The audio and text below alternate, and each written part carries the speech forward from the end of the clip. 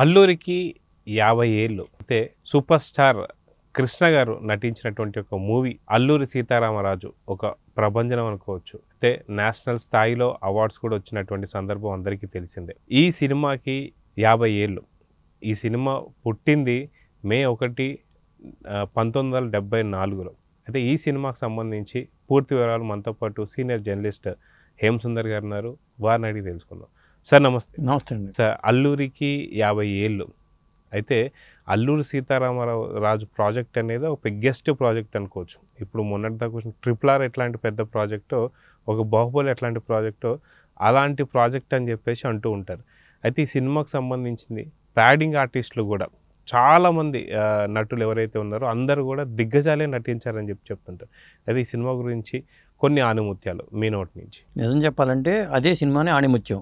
కృష్ణ గారి సినిమాలు top 10 movie చేసుకుంటే నాకు తెలిసి ఫస్ట్ ప్లేస్లో ఉండే సినిమాగా మన అల్లు సీతారామరాజుకి ఇస్తాం. ఖచ్చితంగా అల్లు సీతారామరాజు ఉంటుంది, ఈనాడు సినిమా ఉంటుంది, దేవుడు చేసిన మనుషులు, కృష్ణ గారితో ఉన్న దేవుడు చేసిన మనుషులు ఉంటుంది. ఇలా కొన్ని సినిమాలు పెట్టుకోవచ్చు మనం. అందులో ఖచ్చితంగా టాప్ ప్లేస్లో ఉండేది అల్లు సీతారామరాజు. ఆ 50 ఏళ్ల టైంలో కృష్ణ గారు లేకపోవడం అనేది విచారకరమే. ఎందుకంటే 50వ సంవత్సరం వార్షిక మామూలుగా కృష్ణ గారు ఉండి ప్రెస్ మీట్ పెట్టి ఆ అనుభవాలన్నీ షేర్ చేసుకునేవాళ్ళు. ఆదిశేషగిరి గారు కూడా పెడదాం అనుకున్నారట ఈ 50వ సందర్భంగా. మరి ఆయన ఎలక్షన్లు హడావుడి వల్ల పెట్టలేదు. కానీ అసలు అది సినిమా ఎన్టీ రామారావు గారు చేయాల్సిన సినిమా అండి. అది ఆయనకి ఎప్పటి నుంచో మైండ్లో ఉంది. అంటే ఎన్టీ రామారావు గారు చేద్దాం అనుకున్న సినిమాని కృష్ణ గారు చేయటం వల్ల వీళ్ళిద్దరి మధ్యలో కూడా గొడవలు స్టార్ట్ అయినాయి అని చెప్తారు. అసలు అంత పట్టుదల ఎందుకు వచ్చింది కృష్ణ గారికి, ఈ సినిమా చేద్దామని పట్టుదల ఎందుకు వచ్చింది అనేది ఒక పాయింట్.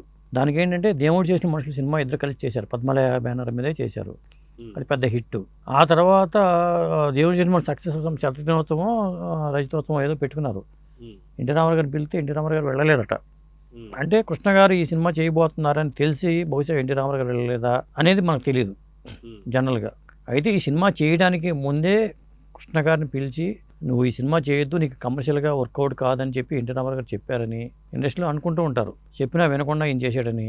అంటే ఆయన చేద్దాం అనుకుని 1957 ఆ ప్రాంతంలో పాటల రికార్డింగ్ కూడా చేశారట ఎన్టీ రామారావు గారు. అది వాయిదాలు పడుతూ వచ్చింది. అంటే బహుశా రామకృష్ణ స్టూడియోస్ బ్యానర్ మీదే చేద్దాం అనుకుని ఉండొచ్చు. కానీ ఎప్పుడో 57లో ఉన్న ఆలోచన 1973లో ఇది షూటింగ్ స్టార్ట్ అయిందండి. రామచంద్ర గారు డైరెక్టరు. రామచంద్ర గారికి ఏమో అనారోగ్యంతో మధ్యలో చనిపోవడం, ఫైట్ సన్నివేశాలకేమో కేఎస్ఆర్ దాస్ గారు డైరెక్ట్ చేయడం, మరికొన్ని సన్నివేశాలను కృష్ణ గారే డైరెక్ట్ చేశారు. అది ఈ సినిమాకి 3 డైరెక్టర్లు అని చెప్పాలి. అలాగే హీరోయిన్గా విజయ నిర్మల. ఇక ఒక హైలైట్ ఏంటంటే రూదర్ఫర్డ్ పాత్ర, జగ్గయ్య గారు పోషించిన రూదర్ఫర్డ్ పాత్ర. త్రిపునేని మహారథి గారు ఒక అసెట్. ఈ సినిమాకి సక్సెస్ విషయాలు మాట్లాడి చూస్తే చాలా టీం వర్కే అనాలి, ఒకళ్ళ పాత్ర అని చెప్పలేము. కృష్ణ గారికి ఒక బెస్ట్గా మిగిలిందంటే దీంట్లో ఏ ఒక్కరిని మనం తక్కువ చేయడానికి వీల్లేదు. అందరూ ఎక్కువే దీంట్లో. అంతమంది మహానటులు, చాలామంది నటులు చాలామంది ఉన్నారు. ఒక 40-50 మంది నటించారు. మరి పోలీసులే ఒరిజినల్ పోలీసులు పెట్టారంట. పోలీస్ ఫోర్స్ జలగ వెంకటరావు గారు కోఆపరేట్ చేశారని టాకు. అంతే చింతపల్లి ఫారెస్ట్లో తీశారు ఇది. ఇంకొకటి ఏంటంటే దీనికి సంబంధించిన రీసెర్చ్ వర్క్ కూడా అసలు ఒరిజినల్గా అల్లు సీతారామరాజు ఎక్కడ పుట్టాడు, ఆ ప్రాంతంలో ఎక్కడ తిరిగాడు, ఎక్కడ కూర్చున్నాడు, అలాంటి లొకేషన్స్లోనే చేశారట. ఎందుకంటే త్రిపురేని మహారథి గారు లేకపోయినా వాళ్ళ అబ్బాయి త్రిపురేని చిట్టి గారు కూడా ఆ అనుభవాలని నాతోనే షేర్ చేసుకున్నారు. దీనికి సంబంధించిన ఒక పెద్ద హిస్టరీనే అవుతుంది ఈ సీతారామరాజుకి సంబంధించి చేయాలంటే. ఏదైతే పోరాట యోధుడు అని చెప్పుకునేటువంటి ఒక అల్లు సీతారామరాజు నిజంగా తను ఉన్నటువంటి ఒక ప్రాంతాలు కావచ్చు, తను తిరిగినటువంటి ఒక ఏరియాస్ కావచ్చు, అన్నిటినీ కూడా విశ్లేషించి దాన్ని ఇన్వెస్టిగేట్ చేసి మరీ సినిమా తీశారు. సో అందుకే ఇంతటి మంచి రిజల్ట్స్ వచ్చాయని చెప్పుకోవచ్చు. అయితే ఈ సినిమాకి సంబంధించి ఇంకొక పెద్ద ఎసెట్ ఏంటి అంటే సంగీతం. పాటలు కావచ్చు అన్నీ కూడా హిట్. సంగీత దర్శకుడు ఎవరు, ఏం చెప్తారు? ఆదినారాయణ గారు సంగీత దర్శకత్వం అండి. అంటే పాటలు పెద్ద హిట్. వస్తాడు నారాజు ఈ రోజు పాట విజయ నిర్మల గారి మీద చిత్రీకరించిన పాట. అంటే నిజంగా నిజ జీవితంలో పాటలు ఉండవు, కానీ సినిమాటిక్ దీనికోసం కొంత ఈ ప్రేమ సన్నివేశాలు కొన్ని యాడ్ చేసుకుని పాటలు పెట్టడం అనేది జరిగింది. సినిమాటిక్ కమర్షియల్గా హిట్ అవ్వాలి కాబట్టి ఇలా ప్లాన్ చేసుకున్నారు. దాంతోపాటు తెలుగు వీరాలు ఎవరు అనే సాంగ్ శ్రీశ్రీ గారు రాసిన పాట, అది పెద్ద హిట్. అది నేషనల్ అవార్డు వచ్చిన పాటగా చెప్పాలి మనకి మొదటిసారిగా ఆ పాటకి. ఇంకొకటి ఏంటంటే మహాకవి శ్రీశ్రీ గారికి ఈ పాటతో పాటు వెలుగు నీడల్లో పాడబోయి భారతీయుడు అనే పాట, ఆ పాట ఎంత పేరు వచ్చిందో అంతకు మించిన పేరు ఈ పాటకు వచ్చింది. అప్పట్లో రేడియోలో తెలుగు వీరాలు ఎవరా, ఇది మన ఘంటసాల గారు రామకృష్ణ గారు కలిసి పాడిన పాట ఇది. అంత పెద్ద హిట్ సాంగ్. అలా పాటల పరంగానూ పెద్ద హిట్. అలాగే యాక్షన్ సన్నివేశాల పరంగా. అయితే ఇక్కడ విజయ నిర్మల అండ్ కృష్ణ గారిది ఒక సూపర్ హిట్ సాంగ్ అని చెప్పొచ్చు. ఇప్పుడు మీరు చెప్పినట్టు వస్తాడు నారాజు ఈ రోజు అని. అప్పటికే వీళ్ళకి పెళ్ళి అయిపోయి ఉందా, లేదంటే దాని గురించి అప్పటికే పెళ్ళి అయిపోయింది. పెళ్ళి అయిపోయింది? అప్పటికి ఇప్పుడు సాక్షి సినిమా టైంలోనే వీళ్ళ లవ్ ట్రాక్ మొదలైంది. అప్పటికే పెళ్ళి అయిపోయింది. కానీ పెళ్ళి చేసిన తర్వాత కూడా విజయ నిర్మల గారు కృష్ణ గారితో కొన్ని సినిమాలు చేశారు. ఆ తర్వాత కృష్ణ గారిని డైరెక్ట్ చేస్తూ సినిమాలు చేశారు. హేమ హేమీలు ఇలాంటి సినిమాలన్నీ చేశారు. ఇట్లాంటి అనుభవాలు అయితే చాలా ఉన్నాయండి. కాకపోతే చక్రపాణి గారు ఈ సినిమా చూసి, అంటే విజయవాహిని స్టూడియోస్ నాగిరెడ్డి గారికి కుడి భుజం లాంటి చక్రపాణి గారి సినిమా చూసి, ఈ సినిమా తర్వాత నువ్వు చాలా సినిమాల్లోకి ఇబ్బంది అవుతుంది, పాత్ర జనంలోకి అంతగా వెళ్ళిపోద్ది అని చెప్పి అన్నారంట. అన్నట్టుగానే తర్వాత కృష్ణ గారి సినిమాలు చాలా ఆడలేదు. పాడి పంటల వరకు కూడా సరిగా ఆడలేదు. అదొకటి ఉంది ఈ సినిమాకి సంబంధించి. అంటే కొన్ని పాత్రలు హిట్ అయినప్పుడు, ఇప్పుడు మహానటి సావిత్రి గారి బయోపిక్, ఆ తర్వాత కీర్తి సురేష్కి అంత పేరు వచ్చే సినిమాలు, హిట్ చేసిన సినిమాలు కూడా లేవు. అలాగే ప్రభాస్కి చెప్పుకుంటే విధంగా చెప్పాలంటే పెద్ద కమర్షియల్ సక్సెస్గా మన సలార్ని చెప్పలేము. అలాగే సాహో సినిమాని మనం చెప్పలేము, ఆదిపురుషు చెప్పలేము. బాహుబలి తర్వాత ప్రభాస్ ఏంటి అంటే మళ్ళీ కల్కి కోసం వెయిట్ చేస్తున్నాం. అది ఎప్పుడైనా సరే ఒక పెద్ద హిట్ అయిన పాత్ర వచ్చిందంటే ఆ తర్వాత సినిమాల మీద ఖచ్చితంగా కంపారిజన్ అనేది మొదలవుతుంది. అందుకని చాలా పెద్ద పెద్ద హీరోలు సైతం ఏంటంటే ఒక పవర్ఫుల్ పాత్ర చేసినప్పుడు ఆ పవర్ఫుల్ పాత్రకు తగ్గట్టుగా కొన్ని ఏంటంటే డీగ్లామర్ చేసుకుని, లేదా ఒక సినిమా మాత్రం చేయాల్సి వస్తుంది. కామెడీ పాత్రలో లేకపోతే ఎలాంటి పాత్రలో చేసుకుని మళ్ళీ ఒక ఏదో అయితే తప్ప మళ్ళీ దాన్ని ఆ వైభవం తెచ్చుకోవడం కష్టం అవుతుంది. అలా కృష్ణ గారి జీవితంలో కూడా అలాంటి అనుభవం ఈ సినిమా ఇచ్చింది. అలాగే ఈ సినిమాకి సంబంధించిన త్రిపురేని మహారథి గారిని నేను ఇంటర్వ్యూ చేసినప్పుడు సినిమా అనుభవాల కోసం నేను వెళ్ళాను ఆయన దగ్గరికి. ఆయన ఏం చెప్పేవాళ్ళు అంటే, నేను పొద్దున్న ఆహారం కూడా తీసుకునేవాడిని కాదు, అడవులోకి వెళ్ళిపోయి వాళ్ళకి కాటేజీలు అవన్నీ నిర్మించారంట, డార్మిటరీ ఫెసిలిటీ అంతా ఉంది, దూరంగా వెళ్ళిపోయి చెట్ల కింద కూర్చుని జనంలోకి వెళ్ళిపోయి ఎప్పటికప్పుడు రేపు షూటింగ్ ఉందనుకుంటే మొత్తం ఒకరోజు ముందే కూర్చుని వాళ్ళు సన్నివేశాలు అల్లుకోవటం, దాని మీద కూర్చుని డైలాగులు రాయటం అలా చేశారట. చరిత్రను వక్రీకరించకూడదనే ఉద్దేశంతో కూడా లోకల్ పీపుల్తో మాట్లాడి అక్కడ అప్పటికప్పుడు కొన్ని మార్పులు చేర్పులు చేసుకోవటం.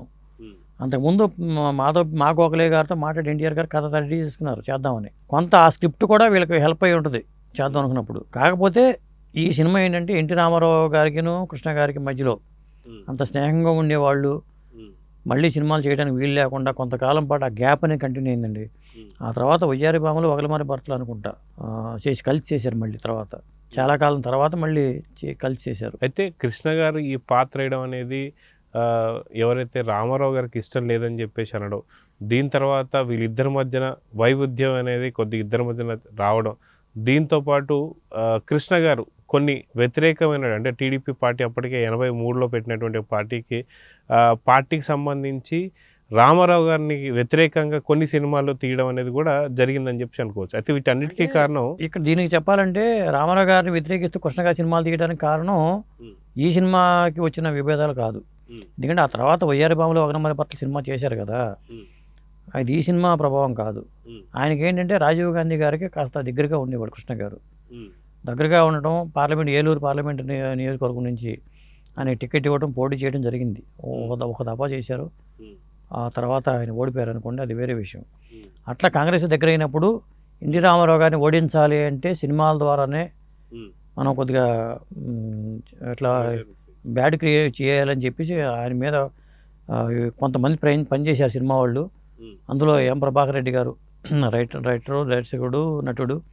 ప్రభాకర్ రెడ్డి గారి పాత్ర ఉంది. ప్రభాకర్ రెడ్డి గారు కృష్ణ గారితో కలిసి ఇప్పుడు నా పిలిపి మండలాధీశుడు సినిమా కానీ, నా పిలిపే ప్రపంచం సినిమా కానీ, గండిపేట రహస్యం అనే ఒక సినిమా, ఇట్లా కొన్ని సినిమాలు తీసుకుంటూ వచ్చారు. అంటే అది రాజకీయపరమైన విభేదాలే, అంతేగాని అల్లూరి సీతారామరాజుకి దీనికి సంబంధం లేదు.